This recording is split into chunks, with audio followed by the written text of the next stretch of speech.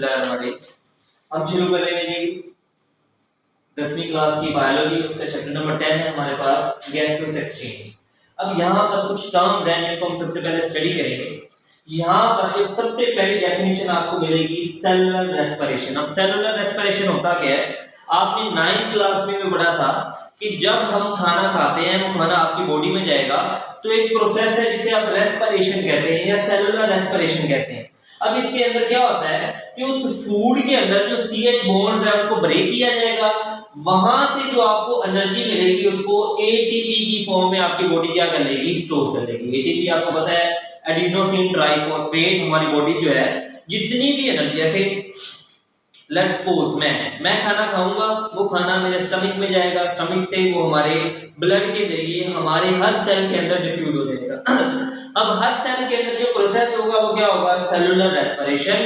अब cellular respiration के अंदर क्या होगा कि उस फूड के अंदर जितने भी CH बॉन्ड्स हैं उनको जब आप तोड़ेंगे तो वहां से एनर्जी रिलीज होगी। वो जो एनर्जी है उसे ATP की फॉर्म में आपकी बॉडी स्टोर कर लेगी और वही एनर्जी इस्तेमाल होती है जितने भी फंक्शन है। जैसे ये मैं हाथ को हिला रहा हूँ, आप चल रहे हैं, आप देख रहे हैं, तो इन सारे प्रोसेस के अंदर ये वाली एनर्जी इस्तेमाल होगी जो ATP की फॉर्म में बॉडी क्या कर लेती है, स्टोर कर लेती है। अब ये जो रेस्पिरेशन है ये दो तरह की होती है, एरोबिक रेस्पिरेशन और एनारोबिक रेस्पिरेशन। वो वाली रेस्पिरेशन जिसके अंदर ऑक्सीजन यूज होगी उसे आप एरोबिक रेस्पिरेशन कहेंगे, और जिसके अंदर ऑक्सीजन यूज नहीं होगी उसे आप क्या कहेंगे, एनारोबिक रेस्पिरेशन। यहां तक आपका ये क्वेश्चन कवर हो गया। Define cellular respiration and its types. अगला क्वेश्चन जो आपके पास आता है, what is gaseous exchange. What is gaseous exchange यानी जब हम सांस लेते हैं, सांस लेते हुए टेकिंग इन ऑक्सीजन, ऑक्सीजन को बॉडी के अंदर लेकर जाना और गिविंग आउट कार्बन डाइऑक्साइड, और कार्बन डाइऑक्साइड को बॉडी से बाहर निकालना, इस प्रोसेस को आप क्या कहेंगे, गैसियस एक्सचेंज। अब यहाँ पर ना गैसियस एक्सचेंज और ब्रीथिंग इन दोनों को मिक्स कर लेते हैं। जब हम ब्रीथिंग का वर्ड देखते हैं तब हमारे ज़हन में यही चीज आती है कि ब्रीथिंग का मतलब है सांस लेना, यानी ऑक्सीजन को बॉडी में लेकर जाना और कार्बन डाइऑक्साइड को बॉडी से बाहर निकालना। नहीं, जब आप ऑक्सीजन को बॉडी के अंदर लेकर जाएंगे और कार्बन डाइऑक्साइड को बॉडी से बाहर निकालेंगे तो उसे आप गैसियस एक्सचेंज कहेंगे।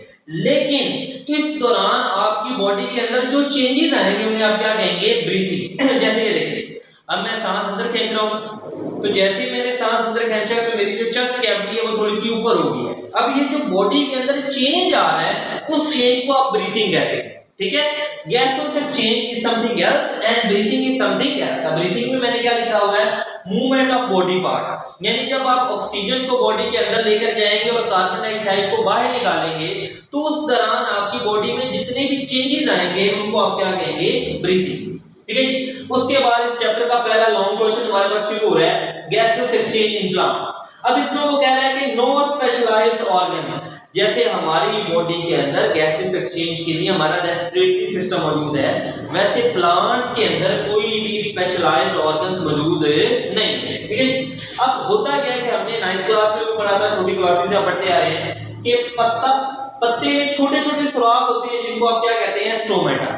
अब प्लांट्स क्या करते हैं, इन स्टोमेटा के जरिए क्या करते हैं, गैसेस एक्सचेंज करते हैं। यानी जो भी वो ऑक्सीजन को बॉडी से बाहर निकालेंगे या बाहर से कार्बन डाइऑक्साइड को अपनी बॉडी में लेकर जाएंगे, वो किसके जरिए लेकर जाएंगे, ऑक्सीजन के जरिए, सॉरी स्टोमेटा के जरिए।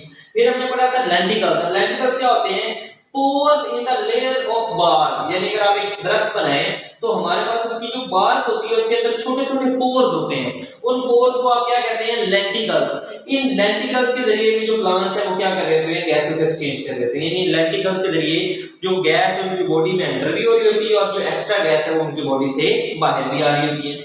इसके अलावा आगे देखें, gases diffuse out through young stems and roots, यानी पौधा जब छोटा होता है तो क्या होता है, खुद ब खुद उसके स्टेम में से गैसेस बाहर आती हैं और उसके स्टेम में से गैसेस अंदर चली जाती हैं। इस प्रोसेस को आप डिफ्यूजन कहते हैं। डिफ्यूजन क्या होता है कि गैस की मॉलिक्यूल्स का हायर कंसंट्रेशन से लोअर कंसंट्रेशन की तरफ मूव करना, इस चीज को आप क्या कहते हैं, डिफ्यूजन।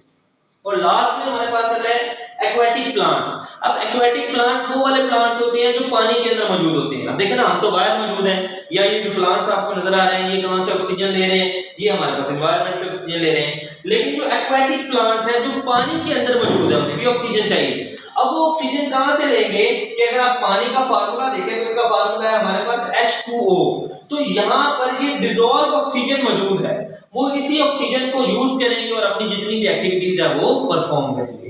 तो यहां तक आपका ये टॉपिक मुकम्मल हो गया कि हमारे पास जो गैसेस एक्सचेंज है वो प्लांट्स में किस तरीके से होता है। Thank you.